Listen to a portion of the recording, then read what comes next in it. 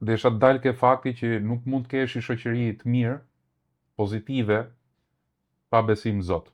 Më thonë, kjo është edhe arsye pse po thoshe që do binesh. Edhe do i këshilloja njerëzit, shoqërinë shqiptare që të kapen shumë fort mas Zotit,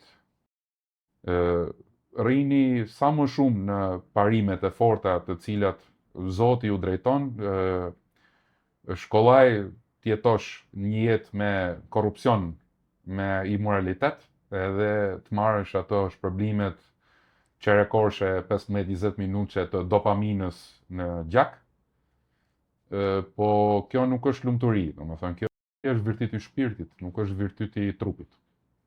Shpirti nuk ushqehet me karamele, e me suflaqe me biftek, shpirti ushqehet me vepra të mira. Kështu që nëse doni të ndjeheni të lumtur, duhet të rrisni shpirtin tuaj. Jetoni një shoqëri të mirë. Si bëhet kjo?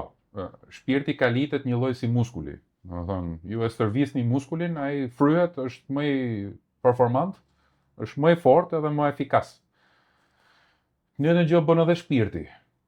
Shpirti kalitet me vepra.